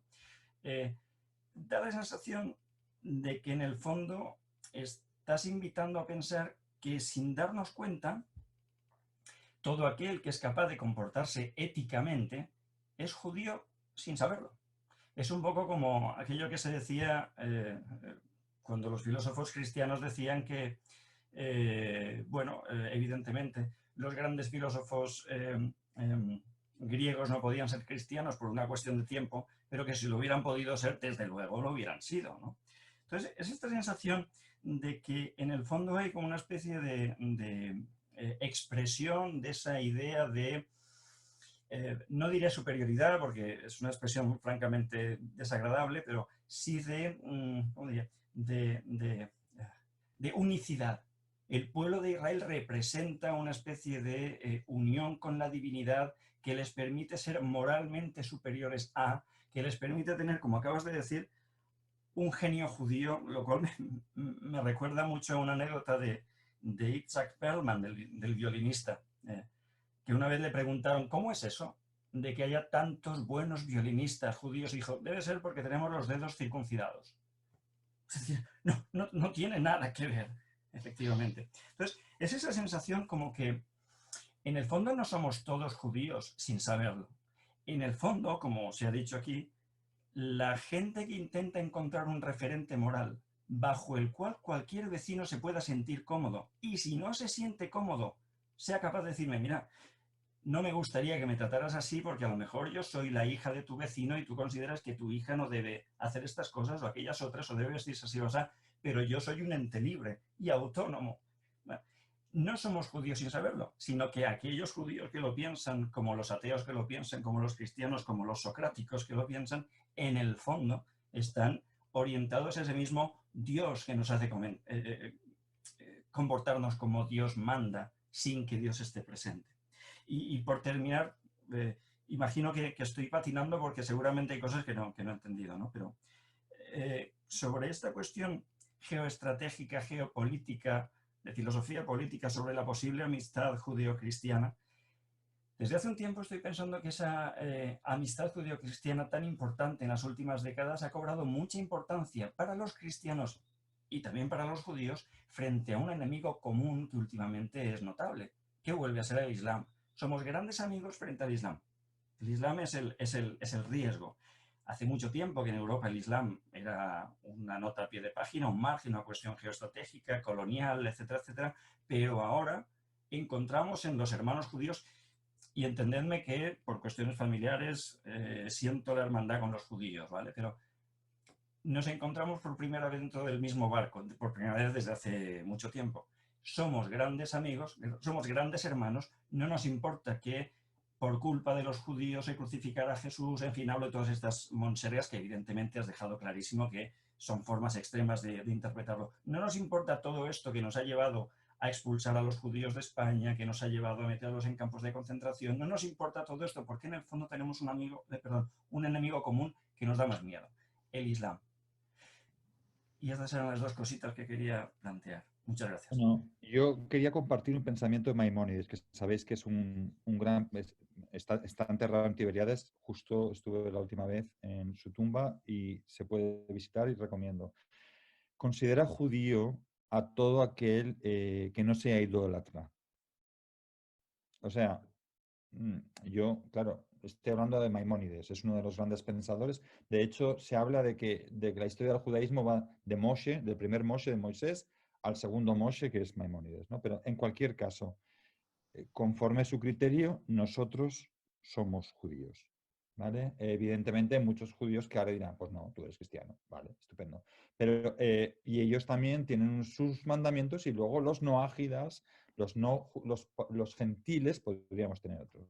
Pero bueno, yo tampoco no quiero entrar, o sea, creo que tenemos que tener una mente abierta.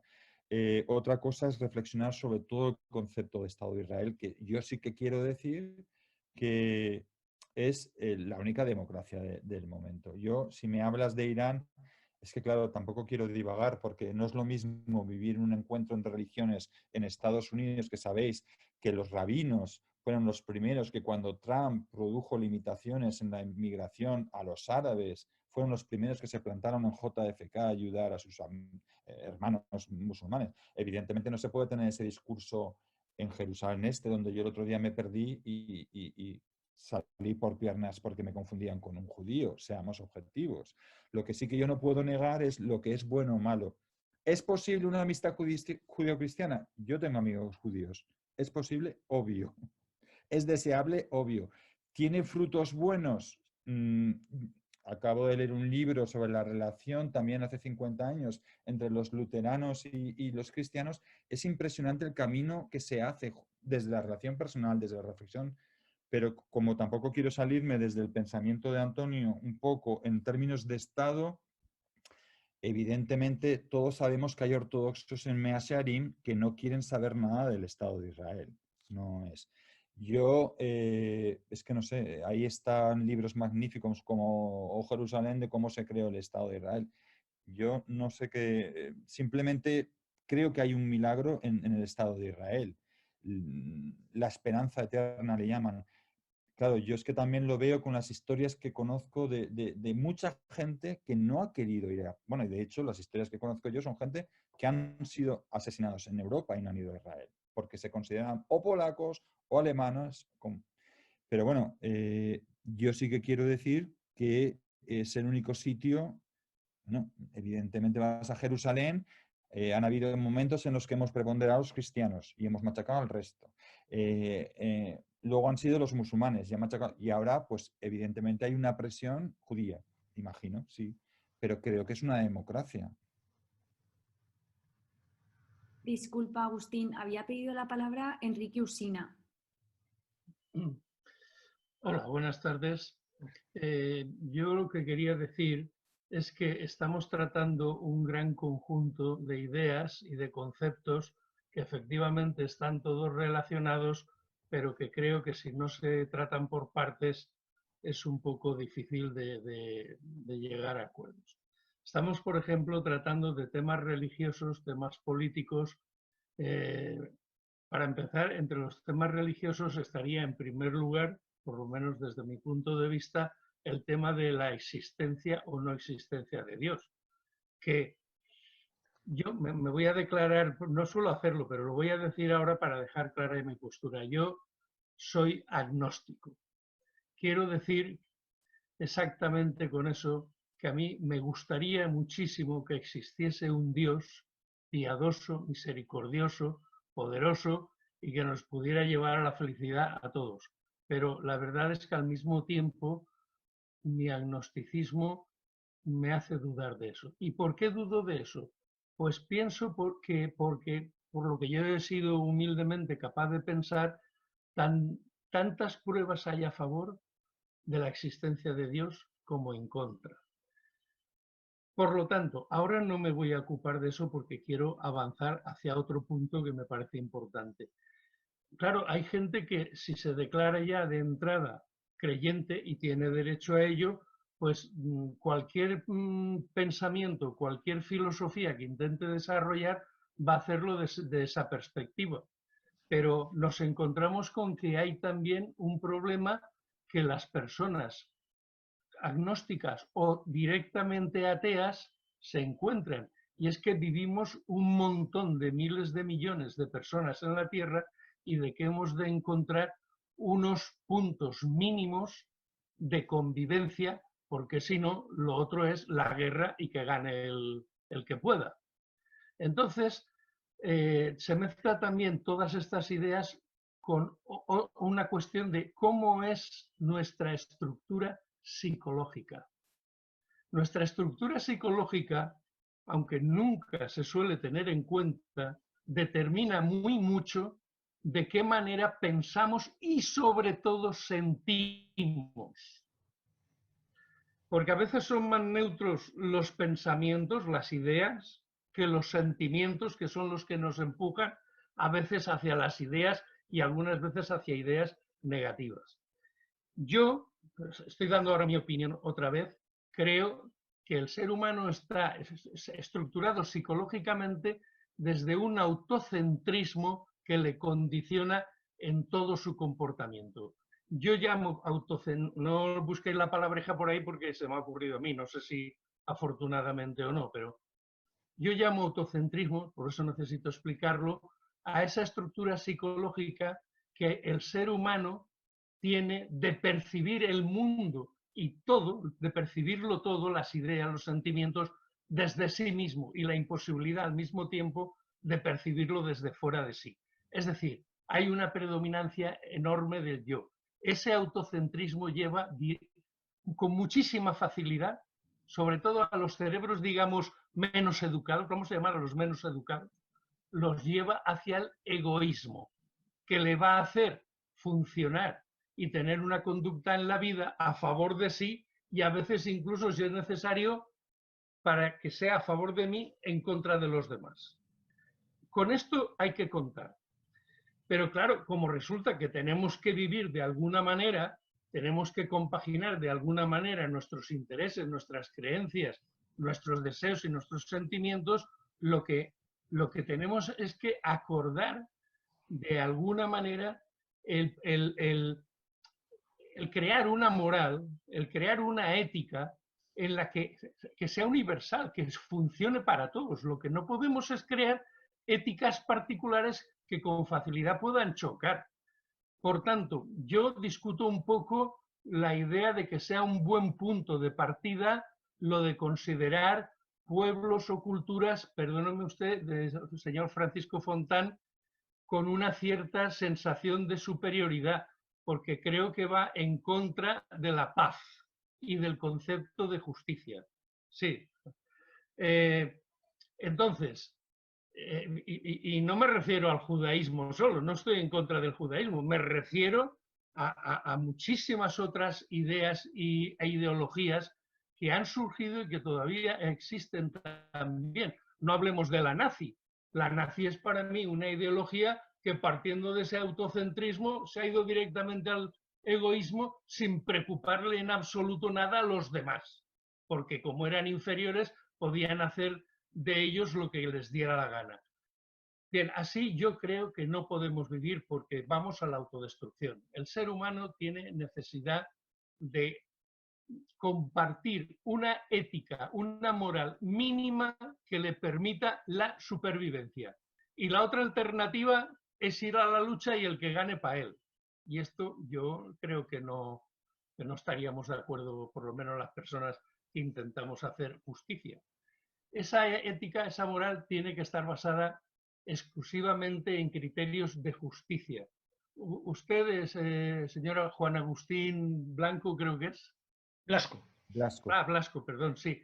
Ha sugerido una de esas reglas que es muy general y es lo de que me hagan lo que a los demás les gustaría que les hicieran. Es una manera de expresar una relación de justicia.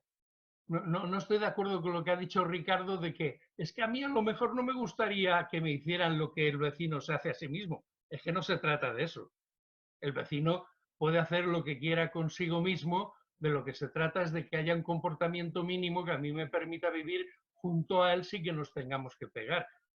Porque, claro, yo, tal y como lo has planteado tú, enseguida lo que se me ha ocurrido es estos que se autofustigan con un látigo, no parece muy deseable que yo desee que una persona así pueda comportarse conmigo como se comporta con él. Eso creo que es un extremo. Don Enrique, yo creo que puede aportar una idea de Beck que no es de él, que es de Wilhelm Dilthey, que precisamente lo que habla es que las civilizaciones o los pueblos están sostenidos por ideas. Antonio, entonces, la reflexión, que es interesante, y eso en el libro en el libro de este pueblo se percibe, la segunda parte que habla de los pueblos, del paso de los pueblos por la historia. Sí que creo que podríamos reflexionar si verdaderamente hay civilizaciones que han caído porque sus ideas han sido extinguidas o ya no daban más de sí. A mí, por ejemplo, se me ocurre que la civilización, estoy pensando en España actualmente, verdaderamente si se rompen los entendimientos o las ideas que nos unen, pues se van las cosas al traste. Entonces, quizás podíamos reflexionar hasta qué punto esas ideas del pueblo de Israel siguen funcionando. Desde luego, nos olvidamos del tema del Estado de Israel, ¿eh? Porque esto es otra historia. Pero la pregunta es, lo que sea que podamos considerar que es la idea del judaísmo, ¿se sigue manteniendo? A mí, perdone, pero partir de que se trata de copiar a una cultura y una civilización para que las demás se ajusten, no me parece ya un buen método. Creo que ha de ser un acuerdo que parta de un equilibrio y que alguien puede aportar más cosas que otro, pero que sean reconocidas por los demás. Es decir, pero hay que partir de un equilibrio y después aplicarlo eso directamente a la educación. Es decir, hay que formar a los individuos en el reconocimiento de ese autocentrismo como una estructura psicológica peligrosa que constituye al ser humano.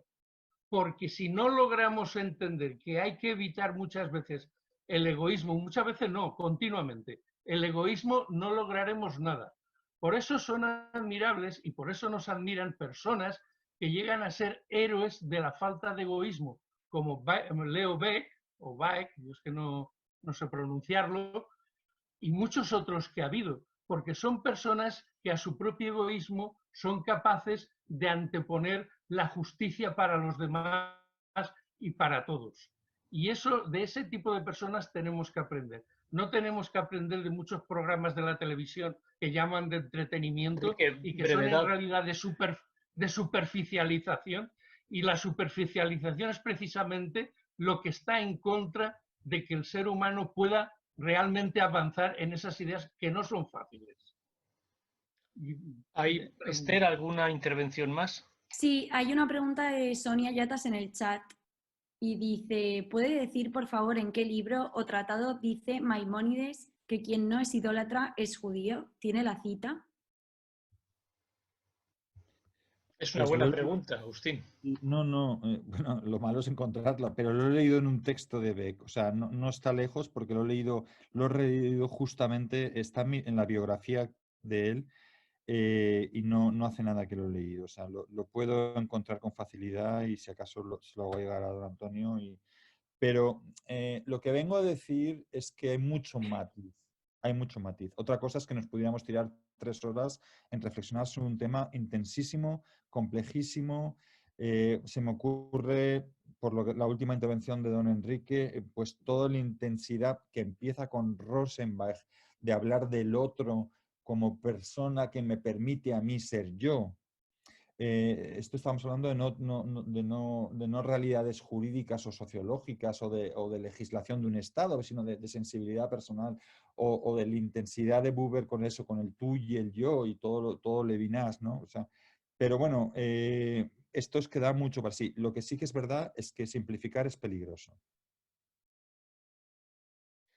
Sí. Se ha cortado. Se oye todavía, ¿verdad? Sí. A ti sí, pero...